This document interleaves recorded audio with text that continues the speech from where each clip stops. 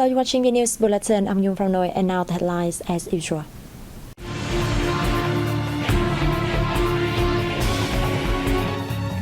Vietnam, Cambodia affirm resolve to further relations.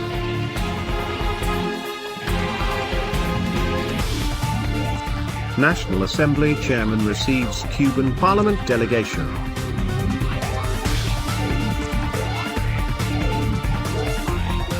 Keeping monetary stability amid U.S. Federal Reserve interest rate hikes. Prime Minister Pham is paying an official visit to Cambodia at the invitation of his Cambodia counterpart, Samdech Techo Hun Sen. On November the 8th, Prime Minister Chin was welcomed by host leaders.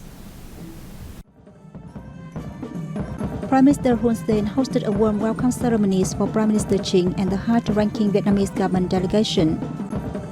Welcoming his guests, Prime Minister Hun Sen said the visit holds great significance in 2022 as the two countries are celebrating the 55th anniversaries of their diplomatic ties.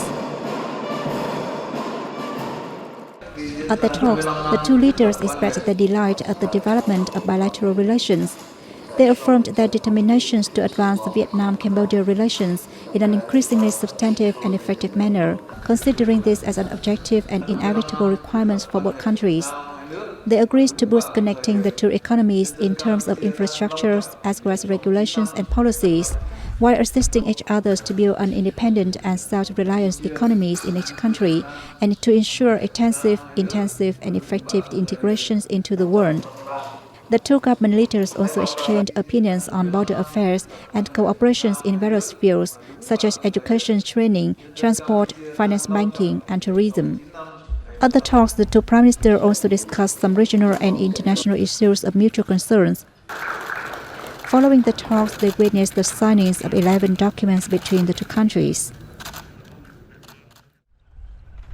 On the same day, Prime Minister Pham made a courtesy call on King Norodom Sihamoni at the Royal Palace of Cambodia. PM Chin conveyed the greetings from Vietnamese top leaders to King Norodom Sihamoni and Queen Mother Norodom Monon VIII Sihanouk. Chin said he believes that under the wise reign of King Norodom Sihamoni, the Kingdom of Cambodia will develop more and more prosperously, with an increasing international position and role.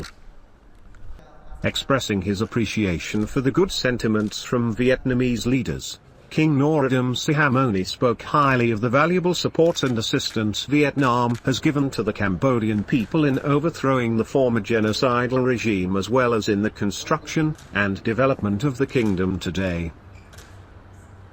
On the occasion, PM Chin also paid a courtesy to Her Majesty Queen Mother Norodom Monon VIII Sihanouk. Also on November 8th, Prime Minister Pham had a meeting with Chairman of the Cambodian National Assembly, Samdech Heng Samrin. Samdech Heng Samrin highly spoke of the cooperation between the two countries in various fields, from politics, diplomacy, economy, trade to culture and education, as well as the work of demarcation and land border marking. Prime Minister Chin, for his part, stressed that cultivating and consolidating the friendly neighborliness and comprehensive cooperation between Vietnam and Cambodia is an objective requirement for both countries. The room for their cooperation is still very large, Chin said, expressing his hope that the Cambodian Parliament and Chairman Heng Samrin would continue to support the promotion of economic cooperation, making it commensurate with the potential and good relations between the two nations. The two leaders agreed on the need to continue making efforts to strengthen the good neighborliness, traditional friendship, comprehensive and long-term, sustainable cooperation between the two countries in the time to come. On the afternoon of November 8th, Prime Minister Pham met with President of the Senate of Cambodia Samdech Techo. The two leaders expressed their pleasure at the good development of Vietnam-Cambodia relations over the years. The two countries have well promoted bilateral cooperation mechanisms, as well as tightly cooperated in international, regional and sub-regional cooperation frameworks, including multilateral parliamentary forums, they noted. Briefing Samdech Sachin about the results of his talks with Prime Minister Samdech Hun Sen, Prime Minister Chin expressed his wish that the Cambodian Senate would continue to help strengthen the friendship and cooperation between the two countries. Appreciating Vietnam's great achievements over the past time, the president of the Cambodian Senate said he believes that, under the leadership of the Vietnamese Communist Party, Vietnam will continue to develop more prosperously, fulfilling the goal of becoming a high-income developed country in 2045. National Assembly Chairman Vương Đình Huệ on November the 8th hosted a reception for a Cuban parliamentary delegation led by Acosta Alvarez, Secretary of the National Assembly of the People's Power and the Council of State. Receiving the Cuban guests, the Vietnamese National Assembly chairman showed his sympathy with the difficulties facing Cuba due to the embargo against the country, as well as impacts caused by COVID-19 and recent incidents and natural disasters. Vietnam has always supported Cuba, opposed and demanded the lifting of the embargo, he stressed.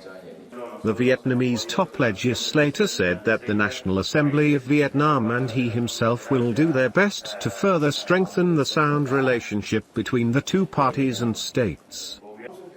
For his part, Comrade Acosta Alvarez appreciated achievements Vietnam has gained over the past time, as well as its position in the international arena. He emphasized that while Cuba was in need, Vietnam had supported and shared with Cuba in many aspects. He expressed his wish that Vietnam would support Cuba more in the coming time. The two sides agreed that in 2023, the two countries will organize practical activities to mark the 50th anniversary of the visit by leader Fidel Castro to the liberated zone in southern Vietnam. U.S. Special Presidential Envoy for Climate John Kerry on November the 7th affirmed support to Vietnam in just energy transition and climate change response.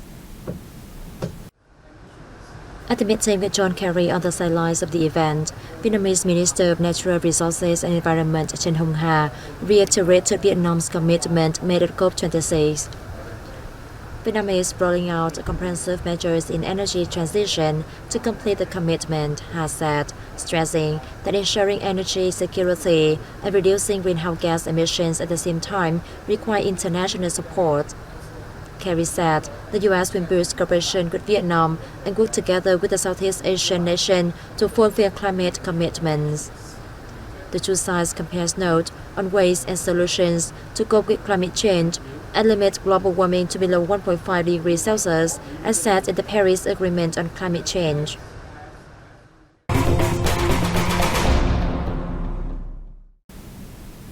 Amid the U.S. Federal Reserve's continuous increases of interest rates to cope with inflation, the most important task for Vietnam now is to keep macroeconomic stability, with monetary stability being the core, economic experts have said. In the time to come, one of the important issues is that the State Bank of Vietnam, as well as ministries and sectors, have to stay proactive, increase forecasting and analysis, continually update themselves with new changes so as to ensure proactive governance, and harmoniously coordinate existing policies. The Prime Minister has ordered public investment be strongly promoted and an expanded and focus-driven fiscal policy be implemented. State Bank of Vietnam Governor Nguyen Thi Hong said the central bank will stay persistent in the monetary governance measures aimed at stabilizing the macroeconomy. According to the official, the bank will govern foreign exchange rates in a way that concurrently makes room for the rates to fluctuate flexibly and absorb external shocks, and intervenes in the forex market to minimize exchange rates' excessive fluctuations, thereby helping stabilizing the forex market. Sung Quat Oil Refinery has raised its capacity to 112% to contribute to reducing pressure on domestic petrol and diesel oil supply. This is the highest capacity of the plant since it was put into operation in 2009. Based on directions of the government, the Ministry of Industry and Trade and the Vietnam Oil and Gas Group Petro-Vietnam, the Binh Sơn Refinery and Petrochemical Transport Company has negotiated with oil field owners the possibility of increasing production output and adding more crude oil sources in November and December for the factory. The protocol recently signed by the Vietnamese Ministry of Agriculture and Rural Development and the General Administration of Customs China will bring opportunities and benefits to Vietnamese banana growers and exporters, says Minister Lim Hoan. Accordingly, the protocol on planned quarantine for Vietnamese fresh bananas exported to China is one of the 13 agreements inked by the Vietnamese and Chinese ministries, agencies and localities during Party General Secretary Nguyễn Phú Trọng visit to China from October 30th to November 1st.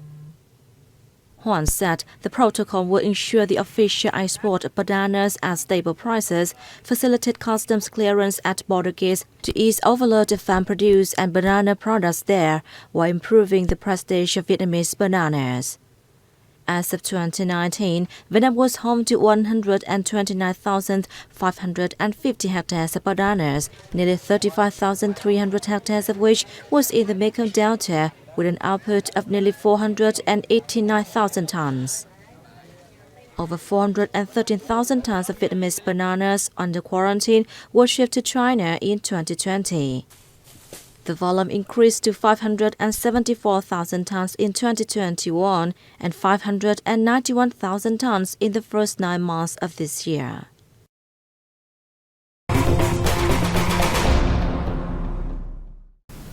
The 6th Hanoi International Film Festival kicked off on November the 8th, drawing as many as 123 films from over 50 countries and territories worldwide. With the theme Cinema, Humanity, Adaptation and Development, the 6th Hanoi International Film Festival aims to encourage new Vietnamese and global film talent and provides a platform for sharing professional expertise.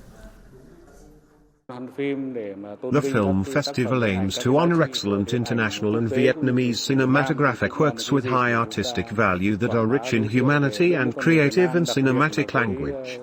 It is hoped it will become a national brand, contributing to developing Vietnam's cultural and cinematographic industry. It's my first time here.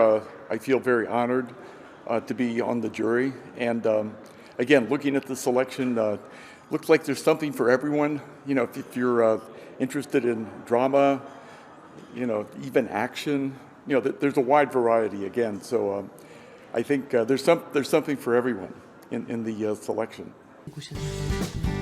The film festival will run to November 12th with free entry.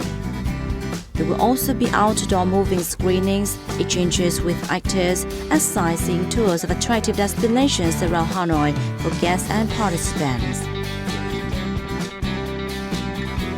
After 6 holdings in Vietnam's capital, the festival is also expected to promote tourism in Hanoi and country's image among international brands. The Thừa Thiên Huế Provincial People's Committee has proposed that the Prime Minister approves the mobilizing resources from society to help bring home a royal gold seal from the Nguyen dynasty, which is to be auctioned in France shortly. The province has called for sponsors, organizations, and individuals interested in heritage to work together to secure peace at auction, contributing to the protection, preservation, and promotion of national heritage. Vietnam had earlier requested that France and UNESCO remove the seal from auction and negotiate with Vietnam to take it back to the country. The square-shaped seal is 10.4 centimeters tall and weighs 10.78 kilograms.